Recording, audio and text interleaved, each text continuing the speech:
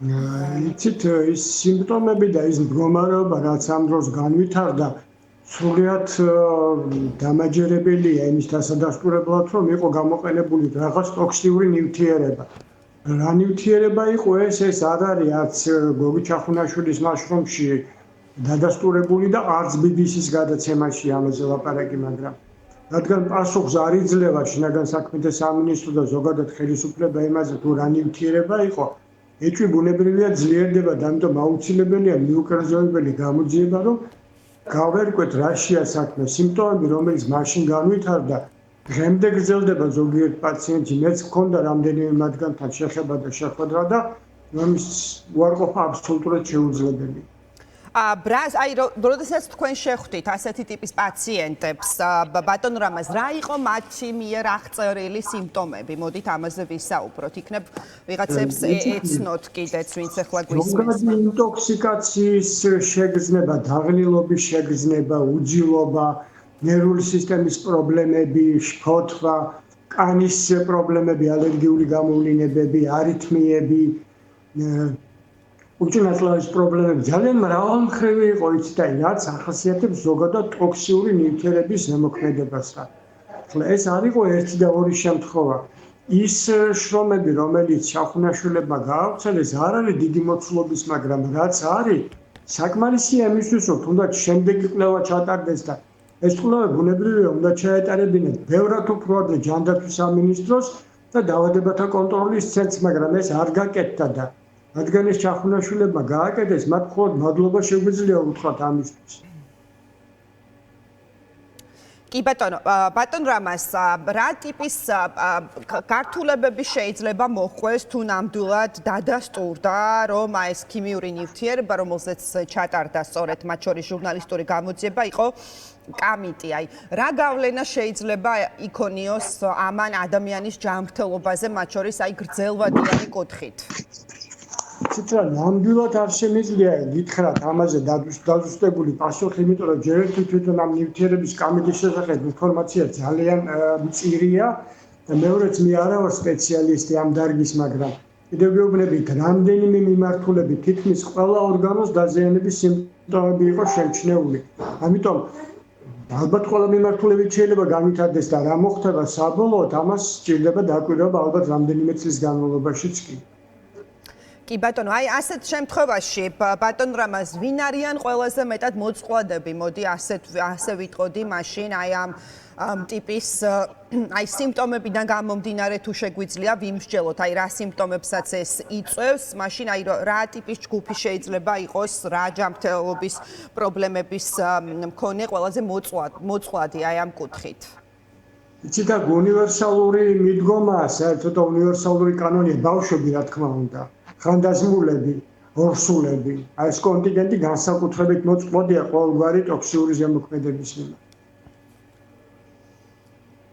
კი ბატონო, გასაგებია, რა შეიძლება, არ ვიცი, ეხლა რას ურჩევდით? რა რეკომენდაციას მისცემდით ადამიანებს, რომლებიც გასულ წელს კვირეების განმავლობაში იდგნენ რუსთაველის გამზირზე და არ ვიცი, გამოსცადეს სწორედ ეს, რასაც ნიშნავს წყლის ჭავლით დარბევა და მათ შორის შესაძლოა სავარაუდოდ ეს ნივთიერებაც. რას უნდა მიაქციონ ეხლა ყურადღება? შეიძლება მაშინ დიდად რაღაცა სიმპტომებს აღარ მიაქციეს ყურადღება და ეხლა როდესაც ეს ინფორმაცია მიიღეს, რა რეკომენდაციას გასცემთ, რამე კვლევა გამოიკვლიო, რაღაცა კვლევები ჩაატარონ თუ ასე შემდეგ. იცით, ყველა კონკრეტულ შემთხვევაში ალბათ კონკრეტული მიმართულებით უნდა ჩატარდეს კვლევა იმის დამეხადვით, თუ რომელი ორგანოს დაზიანებაზეა ეჭვი მისატანი. მაგრამ ალბათ უპრიანი იქნება, რომ ჯანდაცვის სამინისტრომ შექმნას რაღაც ჯგუფი, რომელიც ამას გამოიკვლევს და უფრო ღრმა კვლევებს ჩაატარებს. ასე ზეპირად ძალიან ძნელია რაიმე რეკომენდაციის მისცემა. ტოქსიკოლოგები უნდა იყვნენ აუცილებლად ჩართული ამ საქმეში. საერთოდ ეს საკითხი უნდა ძალიან ღრმა კვლევის საგანი გახდეს და ალბათ საზოგადოებრივი კომისია მაინც უნდა იყოს შექმნილი ყველაფერი ამის გამოსაკვლევად. რა თქმა უნდა, საერთაშორისო კომისია უნდა გამოიკვლიოს ზოგადად ყველაფერი ის, რაც მოხდა. არა მხოლოდ ტოქსიურ ნივთიერებაზე ლაპარაკი, იქ ძალიან ბევრი რამე ხდებოდა ისეთი, რაც აუცილებლად საერთაშორისო კომისიის გამოსაძიებელია. დამტვრეული სახის ძვლები, მანქანაში ნაცემი ადამიანები, მანქანის დახრილ სივრცეში გაშვებული გაზი, წაქცეული ადამიანის თავით ფეხბურთის თამაში, კისერმოგრეხილი ჟურნალისტები და ოპერატორის თავზე ცეკვა, ყველაფერი ეს ერთობლიობაში ძალიან მძიმე სიტუაციას, მძიმე შთაბეჭდილებას ქმნის და ამისი გატარება, მიტოვება და დაიწყება ალბათ აბსოლუტურად შეუძლია. კი ბატონო და ბატონ რამაზ ამ შემთხვევაში მინდა კითხვა დაგისვათ არა როგორც მედიკოს, არამედ როგორც რიგით მოქალაქეს. აი თავად ქართული ოცნების წარმომადგენლების განცხადებები რა კითხვებს გიჩენთ, იმიტომ რომ კიდევ ერთხელ ვიტყვი ეს ჟურნალისტური გამოძიება და დოკუმენტური ფილმი BBC-ს მიერ მომზადებული არ არის რაღაც მტკიცებით ფორმაში, ხო? ის არ არის საგამოძიებო უწყება, ისინი არიან ჟურნალისტები და შესაბამისად რაღაცა ვარაუდებს და კითხვებს სვამენ. აი თქვენ რა კითხვებს გიჩენთ? დამოკიდებულება და კომენტარები, რომელსაც ვისმენთ ხელისუფლების წარმომადგენლების მხრიდან. აი მაგალითად ყობახიძე როდესაც ამბობს, რომ კი ნამდვილად იყო რაღაც ფხვნილი გარეული, მაგრამ ეს კამიტი არ იყო, რო გვეუბნებიან და რა იყო მაშინ ამაზე არ საუბრობენ. უფრო მეტიც ყოფილმა შინაგან საქმეთა მინისტრმა თქვა, რომ საერთოდ ნაციონალური მოძრაობის დროს შეიძინესო კამიტიო, მაგრამ ჩვენო არ გამოგვიყენებიაო. აი ეს როგორც მოქალაქეს გიჩენთ თუ არა კითხვებს რომ შესაძლოა ის რასაც იძიებდნენ ბრიტანელი ჟურნალისტები შეესაბამებოდეს რეალობას. იცით მართალი გითხრათ ქართული ოცნების და მით უმეტეს ფუნქციონერების კომენტარები და მოსაზრებები ჩემში არავითარ კითხვას აღარ იწვევს. მე მახსენდება ამასთან დაკავშირებით ირაკლი აბაშიძის ლექსი, რომელიც მან მიუძღვნა პავლო იაშვილს და იქ არის ესეთი ფრაზა, რომ შენ დაეცი მაშინ, როცა საქართველოზე სატანის სულის აღზევებამ გადაიარა. აქ ყოველგვარი ლოგიკა ქრება და არ შეიძლება რაიმე ლოგიკური კითხვის დასმა, ლოგიკური პასუხის მიღება.